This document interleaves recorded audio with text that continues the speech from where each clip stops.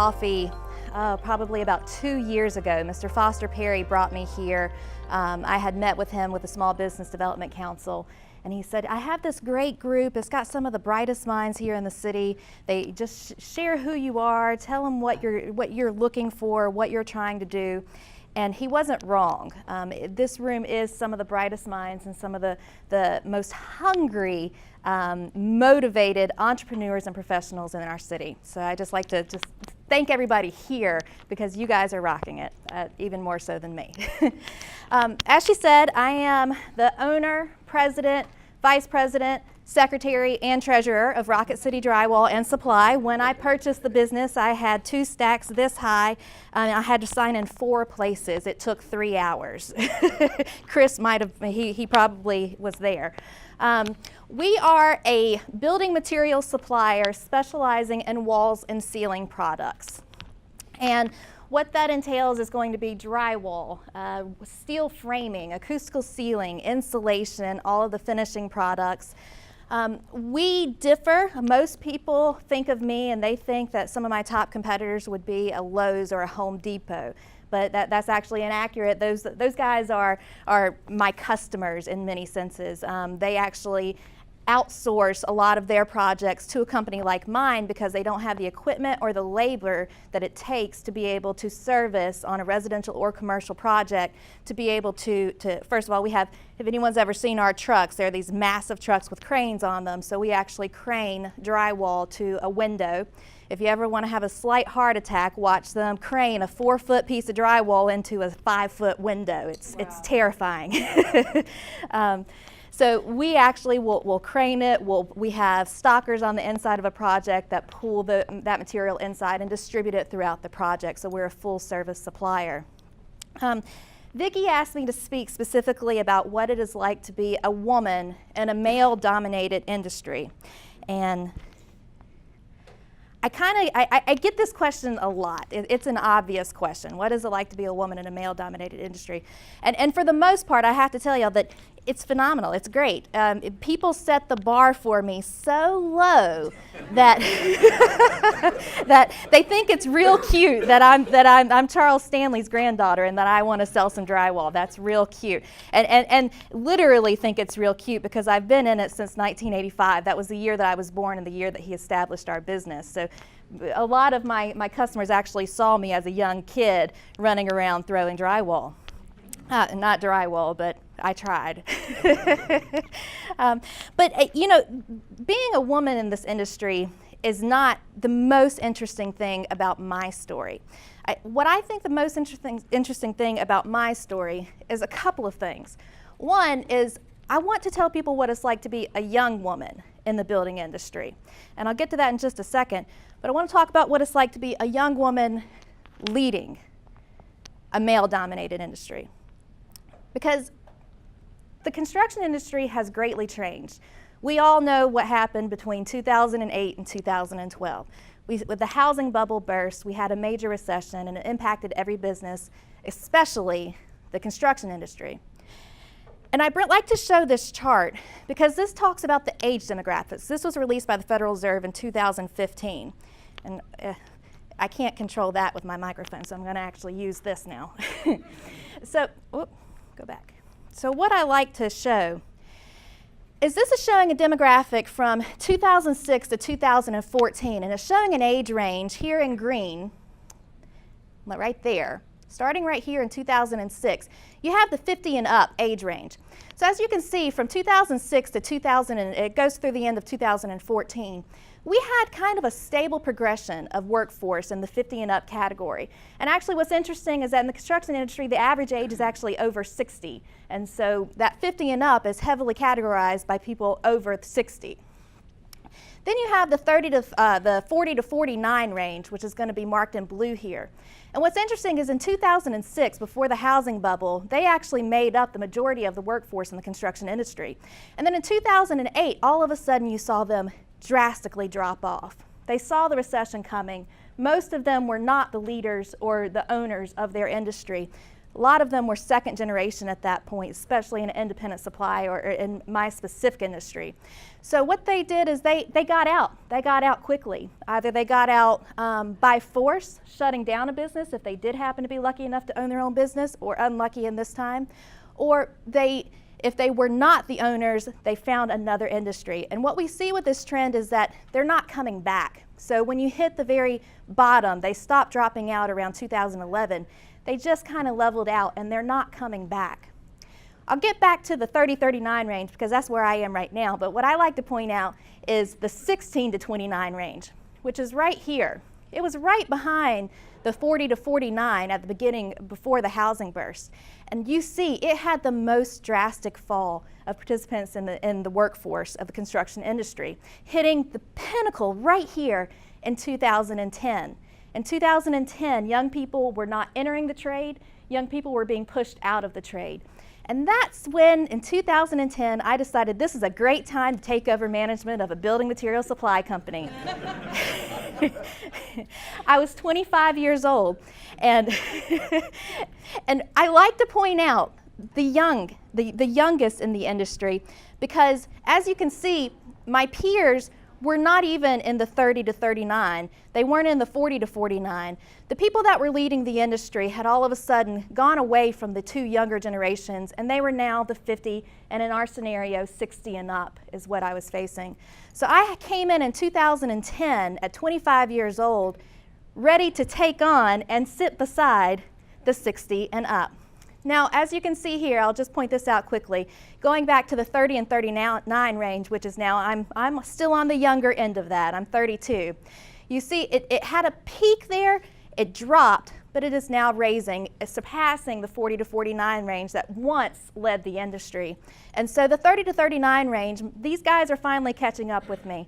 But they're still your mid-level construction executives. They're not going to be top level. They're rarely the ones that are starting the businesses. So for the most part, I'm still competing against or working alongside the 60 and up range. It is interesting that I am a woman. This is from data from 2010 from the U.S. Bureau of Statistics. Only 9% of women, you can see right here, made up the construction industry. As of 2015, I couldn't find a good chart on it, but as of 2015, I think that we had only grown into 11% of the construction industry. So we're still a significant minority within the industry, which still, for the most part, I think is a benefit.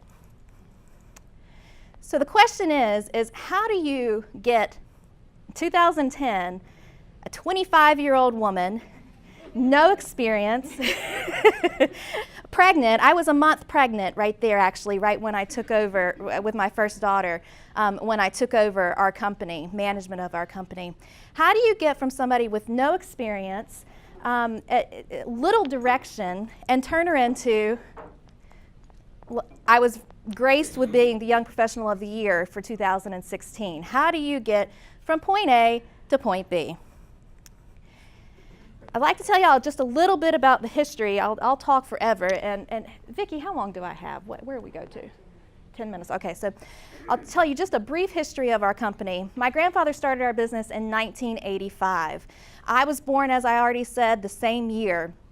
And I was raised in North Carolina, but anytime that I was not with my mother in North Carolina, anytime that I was not in school, meaning every summer, every holiday break, I was with my grandparents here in Alabama, typically right beside my grandfather.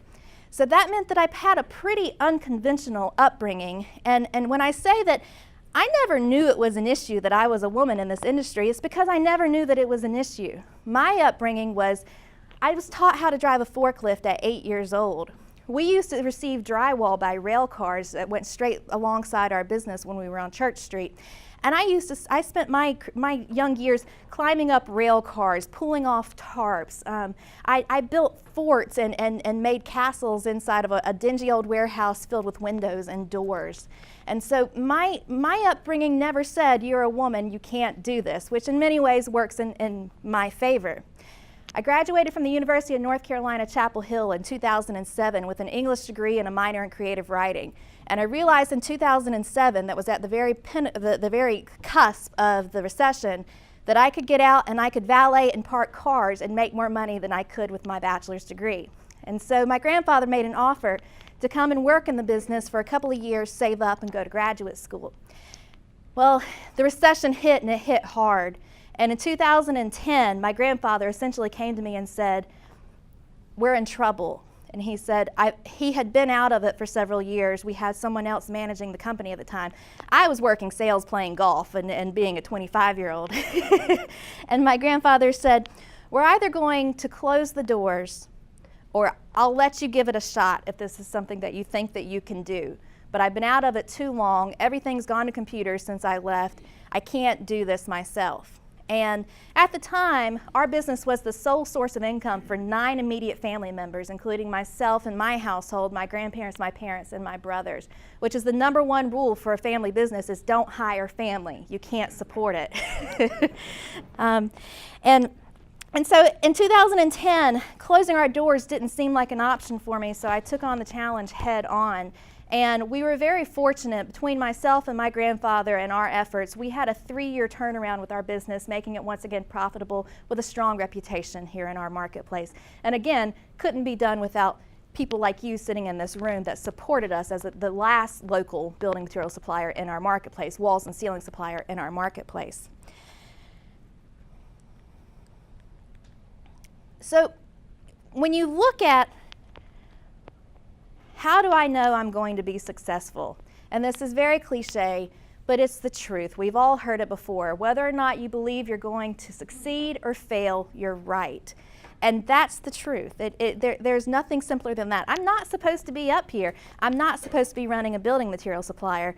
But for me, failure was just never an option. It was always just one challenge was just something to overcome until you get to the next challenge. I will say that being a young woman in the industry, I have to say what Sheryl Sandberg said, COO of Facebook. If anyone's seen her commencement speech that she made that talks about leaning in, I won't go into too much of that because she does it so well herself. But one of the key points that she made was that you have to sit at the table. And I'll expand that even beyond just being a woman, but being anyone in your career and on your path to your goals, you have to always make sure that you sit at the table. And so for me, I'll give a prime example of that. I was recently invited to a dinner with a major manufacturer. And I came to this dinner just a little bit late, and it just so happened to be an empty seat by their CEO, the top of the company. And that looked like it was my seat. That really looked like that's where I was supposed to be. I never once thought that maybe I was too young, maybe I was too inexperienced. I thought, I want to know this guy. I want to know how he got to the top, and this is my seat. This is where I belong. This is my opportunity. And I sat down next to him and took my opportunity. And it worked out beautifully. I was able to tell him about my company. I was able to tell him about the initiatives that we're setting. I was telling him about the work that we do in the community. And by the end of the dinner, he got my card, made sure, he said, when I get back to the office, I want to call you. I want to try to incorporate some of your ideas into our business. And so that wouldn't have happened if I had taken a seat in the back or with one of the other affiliates that I was more comfortable with. You have to take your seat at the table. The other thing that I learned, which was not an easy thing to learn, but everyone here in this room, especially us being an engineering city, is that you have to be innovative. When we restructured our business, I cut our revenues in half. Chris is over here having a nightmare. He's my banker. So we literally cut our revenues in half, which you would think would be counterintuitive. You have to do more. You have to do more. But I'm the only independent in the marketplace. I'm just not going to be the cheapest. I never will. And so I had to start being selective with our business and make sure that the business that we took on was profitable, that it was valuable, that we had a mutual coexistence for our business. And by cutting those revenues in half, by doing half the business, we worked leaner, we worked smarter, and we didn't work harder. You know, that's a big thing, is that you don't have to keep up with the Joneses. You just have to be the best that you can possibly be, and that translates into your business as well. One of my proudest accomplishments as a business owner is being able to figure out how I can take my business and make it valuable for other people. How I can translate that into something that gives my life purpose and value. And I was interviewed last year by a woman, and for a little small magazine, and she was probably 10 years my senior, and she said, she just had sparkles in her eyes, and she said, I just admire what you're doing so much. She said, I'm still trying to figure out what I want to be when I grow up. And I had to tell her, selling drywall wasn't my dream. I mean, I didn't run around that warehouse thinking, I can't wait until I can do this. I mean, that wasn't my dream. It was circumstances, and I won't say circumstances out of my control, but it was circumstances out of my control that I took control of. And so when I looked at what my dream was, it was to be able to give something to people, to be able to give back. And that my job, my business is a vessel that gives me an ability to do that. And so whether that means for my customers and bringing products that necessarily aren't going to make me the most money, but will make your project the best that it can possibly be. Whether or not that means networking. I have a network group on Facebook. That's a crazy thing, but it helps being young. Of drywall contractors, over 5,000 across the United States, Canada, South America, and Europe, and they're sharing these trade secrets. And I'm able to pick up what other people are doing and see what some of these really cool ideas and what's working for other people and bring it back into my city. And I'm able to give value back to my contractors. All of a sudden, these blue-collar workers that were told, you do not have a 4-year degree, you do not have $100,000 in student debt, you are less than. To be able to look at them and say, you are a skilled tradesman. You are a skilled tradesman that not everybody can come in and do what you are doing. And you have to hold your head up high, and you have to be proud of what you bring to your customers. I'm able to give that to my customers. I'm able to go to my employees and say, you are somebody. You're delivering drywall, but you know what? You put on your uniform every day and you are a part of a company that believes in you as long as you believe in us. I'm able to go out into our community and I'm able to figure out ways and find solutions on how can we bring more employment to our community? How can we fix the problem of a labor shortage? We are working right now on bringing a West Side Business Association to my area in the 35805 district, and I realized that we have businesses in that area all saying the same thing, can't find good workers. But then we have the 35805 district is the fourth poorest district in the state. We have nonprofits, churches, civic leaders that are working in these neighborhoods, and they're finding a hidden workforce. They're finding a workforce that actually is being in many ways vetted and they're able to provide referrals to these businesses that have a shortage. So just being able to make those connections and have my business to use that to make those connections. So I am a woman. I'm 5'2". I've got on heels today. I'm 5'2". I'm 32 years old, but I sell drywall and I run a business, and I feel like we're doing a good job at it. And that's all I gotta say.